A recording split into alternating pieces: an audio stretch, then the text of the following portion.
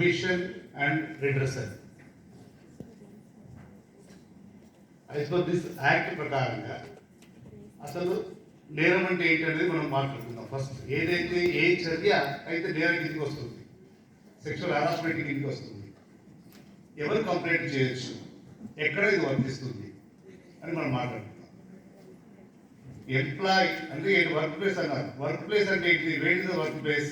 Work place కింద ఏమేమి వస్తాయి? ఆల్ ఆర్గనైజేషన్స్ వస్తాయి. అదర్ గవర్నమెంట్ డిపార్ట్మెంట్స్ అన్నీ వస్తాయి. ఆల్ ఆర్గనైజేషన్స్ వస్తాయి. ఈవెన్ ఇప్పుడు మన దగ్గర ఉన్నాయి కదా, ఏంటి సిఎంఆర్ షాపింగ్ కాంప్లెక్స్ ఇట్లాంటివి ఉన్నాయి కదా, అవి కూడా వస్తాయి. ప్లస్ ఇంట్లో పనిచేసే వాళ్ళకు కూడా ఇది వర్తిస్తుంది. ఇంట్లో పనిచేసే డొమెస్టిక్ వర్కర్స్ కూడా వాళ్ళకు కూడా ఈ చట్టం వర్తిస్తుంది.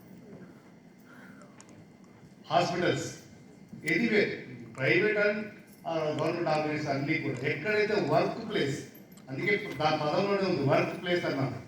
ఎక్కడైతే పని చేస్తున్న వాళ్ళు,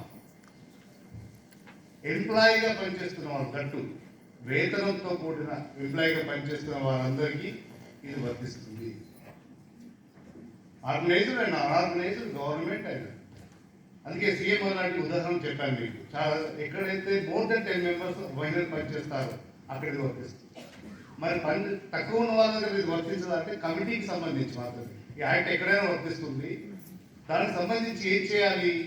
ప్రతి డిపార్ట్మెంట్లో, ప్రతి ఆర్గనైజేషన్లో ఆ హెడ్ ఒక కమిటీని ఏర్పాటు చేయాలి.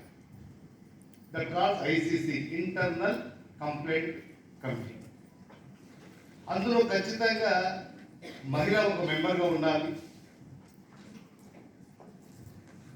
ఆ కమిటీకి అక్కడ ఏ ఎంప్లాయీకి ఇబ్బంది జరిగినా, ఈ సెక్షువల్ హరాస్మెంట్ ఎవరైతే రెస్పాండెంట్ చేస్తారో వారి మీద కంప్లైంట్ వారికి ఇవ్వచ్చు. ఇందాక మనం మాట్లాడినాం, ఎవరు బాధిత మహిళ అంటే ఎవరు? వర్క్ ప్లేస్లో ఎంప్లాయ్, అది డొమెస్టిక్ ఎంప్లాయీ కావచ్చు, అంటే మన ఇంట్లో పనిచేసే పని మనుషులు కూడా వస్తారు దాంట్లో.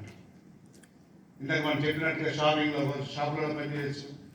మన డిపార్ట్మెంటే కాదు, అన్ఆర్గనైజ్డ్ సెక్టర్స్లో కూడా పనిచేసే వాళ్ళందరికీ అందరూ కూడా దీని కిందకి వస్తారు. ఎంప్లాయీస్ కింద బాధిత మహిళ కిందకి వస్తారు. ఈ ఐసీసీ అనేది ఖచ్చితంగా ప్రతి డిపార్ట్మెంట్లో మనం ఫామ్ చేసుకోవాల్సిందే. ఎంప్లాయర్ యొక్క విధి అది ఫామ్ చేయడం, ఇంటర్నల్ కంప్లైంట్ కమిటీ. ఏం చేస్తుంది ఆ ఇంటర్నల్ కంప్లైంట్ కమిటీ? ఏదైనా బాధిత మహిళ నుంచి అప్లికేషన్ వస్తే దాని మీద ఎంక్వైరీ చేయాలి.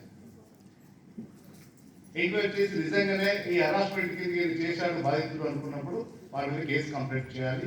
Plus at the same time service rules ఉన్న దాని ప్రకారం కూడా ఇది వస్తుందా అంటే ఆ సర్వీస్ రూల్స్ ప్రకారం కూడా చర్య తీసుకోవచ్చు.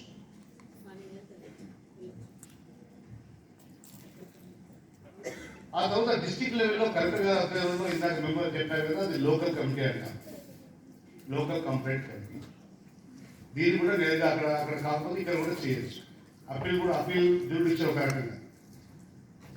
ఇవన్నీ కూడా ఎప్పటి వరకు చేయొచ్చు? అన్యాయం జరిగింది జనరల్గా ఏంటంటే ఇట్లాంటి ఎమోషనల్, ఈ అన్వాంటెడ్, అన్వెల్కమింగ్ ఇట్లాంటివన్నీ కూడా ఏదైతే మనం నేర కింద పరిగణిస్తామని చెప్తున్నామో అవి జరిగినప్పుడు జనరల్గా మహిళలు కుంగిపోయే అవకాశాలు ఉంటాయి.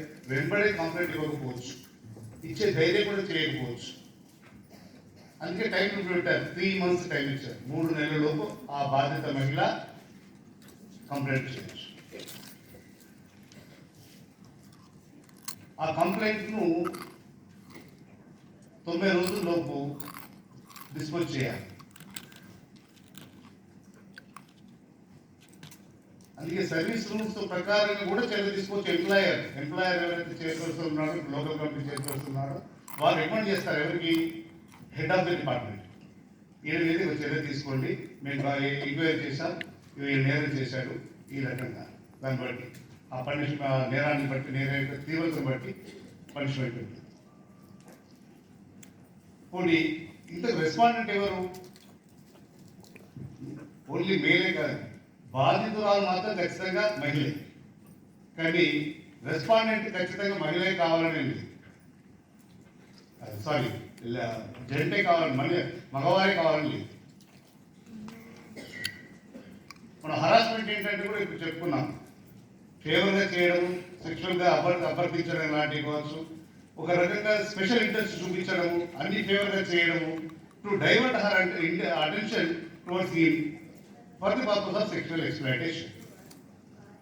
ఆ తర్వాత లేదంటే హాస్టైల్ వాతావరణం క్రియేట్ చేయడం, ఆమెకు అక్కడికి అసలు ఈ రకంలోకి వారు అక్కడున్న రెస్పాండ్ లొంగిపోతే తప్ప నాకు ఇక్కడ నేను పని చేయలేను అనే వాతావరణం క్రియేట్ చేయడం కావచ్చు, ఇండైరెక్ట్గా డైరెక్ట్గా అన్వెల్గా మీ టచ్ కావచ్చు, ఇంకా రకరకాల అసలు అందులోకి ఒక రకంగా మనం చెప్పాలంటే ఉమెన్ ఫీల్స్ ఇన్కమ్ డిస్కంఫర్ట్, అసౌకర్యానికి గురవుతుంది ఆ చర్యల వల్ల అనుకున్నప్పుడు ఇవన్నీ కూడా సెక్షువల్ హరాస్మెంట్ కిందకి వస్తాయి. మహిళ అంటే మనం ఇందాక చెప్పుకున్నాం, ఎవరు మహిళ? ఎంప్లాయ్, పని చేస్తున్నామని జనరల్ అందరికి వర్తించేది కాదు. అలాగే ఇప్పుడు ఇందాక మనం చెప్పుకున్న ఎస్సీసీ కమిటీ ఉంది. దీని మీద ఇంకొకటి ఏంటంటే ముఖ్యంగా చెప్పుకోవాల్సింది, మనకు అప్పీల్ కూడా ఉంది. ఐదర్ పార్టీ అగ్రిడ్ పార్టీ ఎవరైతే నేరాలు నా మీద తప్పుడు ఆరోపణలు పెట్టారు, ఈ ఎల్సీసీ కమిటీ కూడా కరెక్ట్ నిర్ధారణ చేయలేదు అని చెప్పి అనుకున్నప్పుడు ఆ బాధితులు కూడా రెస్పాండెంట్ కూడా అప్పీల్ చేసుకున్న ప్రొవిజన్ ఉంది 90 days. ఇంకొక విషయం ఇక్కడ చెప్పాలి ఏంటంటే, అనవసరమైన కేసు పెడితే కూడా ఎవరైతే కంప్లైంట్ ఇచ్చారో వారి మీద కూడా చర్య తీసుకోమని ఉంది చట్టంలో. నేరం జరగకపోయినా, హరాస్మెంట్ లేకపోయినా ఊరికే కేసు పెట్టడం లేకపోతే ఈమె అడ్వాంటేజ్ కొరకు కేసు పెడితే ఖచ్చితంగా ఆ వాళ్ళ మీద కూడా ఒకవేళ కమిటీలో ఎంక్వైరీలో నెరవేర్ చేయలేదు, అనవసరంగా కంప్లైంట్ చేసి నేను తేలితే ఆ కంప్లైంట్ మీద కూడా చర్యలు తీసుకునే వ్యక్తికి ఈ చట్టం కల్పిస్తుంది. ఇంతవరకు ఇప్పుడు హెడ్ ఆఫ్ ద డిపార్ట్మెంట్ చాలా మంది వచ్చినట్టున్నారు. ఎంతమంది ఐసీసీ ఇంటర్నల్ కంప్లైంట్ కమిటీ వేసుకున్నారు చెప్పండి. నేను కొంచెం ఒక్కసారి చేతులు పెట్టండి.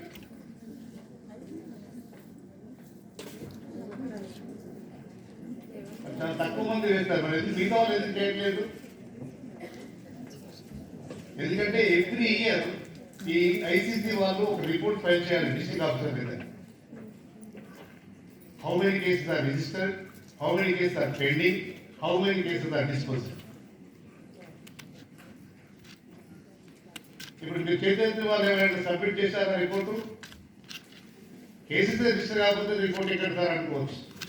కేసెస్ రిపోర్ట్ కాలేదన్నా రిపోర్ట్ ఇవ్వండి, కానీ రిపోర్ట్ మాత్రం కంపల్సరీ ఇవ్వాలి. దీన్ని కూడా డిస్ట్రిక్ట్ ఆఫీసర్ ఎంక్వైరీలో రేపు ఇంకేదో అయినప్పుడు మొత్తం తీవ్రమైన పరిగణిస్తారు మీరు రిపోర్ట్ ఇవ్వకపోతే. అప్పుడు మీరు ఎక్స్ప్లెనేషన్ ఏం ఇస్తారు? మా దగ్గర రిజిస్టర్ ఏ కేసు రిజిస్టర్ కాలేదు కనుక మేము ఇవ్వలేదని చెప్పవచ్చు, కానీ అట్లా ఒప్పుకోరు. ఖచ్చితంగా లేకపోతే లేదు ఇవ్వండి. కానీ ఐసీసీ నుంచి రిపోర్ట్ రాకపోతే ఐసీసీ వర్క్ చేస్తుందో డిస్ట్రిక్ట్ ఆఫీసర్ ఎలా చేస్తుంది? అడిషనల్ డిఆర్డీఓ సునీత మేడంని స్టేజ్ మీదకి రావాల్సిందిగా కోరుతున్నాం. మేడం, మీరు one of the LC member madam, please.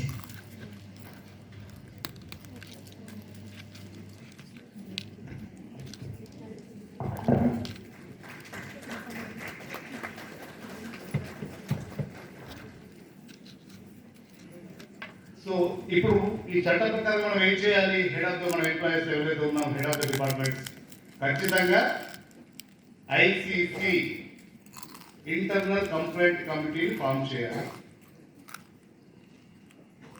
మీకు దాదాపు ఇప్పుడు బుక్లెట్స్ కూడా ఇచ్చినట్టున్నారు ఇక్కడ,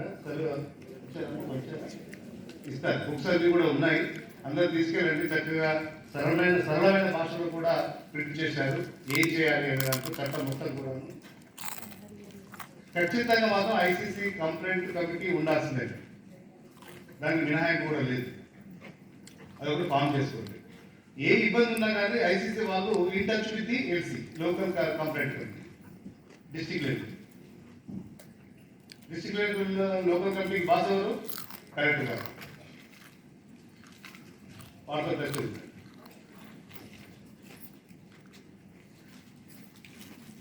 సరే, ఇందాక మేడం వారు ఎన్జిఓ ఆర్గనైజేషన్ సత్యవతి గారు అనుకుంటాను, ఆమె మీతో చాలా విషయాలు షేర్ చేసుకున్నాం. ఏంటంటే హిస్టరీ ఆఫ్ ది కేసు, అసలు ఈ చట్టం రూపుదాల్చడానికి కారణం ఏంటి, ఆ బండ్లదేవి గారి గురించి చెప్పారు ఇందాక. వాస్తవమే, అది ఆమె పోరాటంతోనే ఈ చట్టం రూపుదాల్చింది. ఆ విశాఖ ఆర్గనైజేషన్ వాళ్ళు అక్కడ సుప్రీంకోర్టు తీసుకెళ్ళడం, వర్మ గారు జస్టిస్ వర్మ గారు దీని మీద గైడ్ లైన్స్ ఇవ్వడం, ఆ గైడ్ లైన్స్ అనుగుణంగా ఈ చట్టం తయారైంది.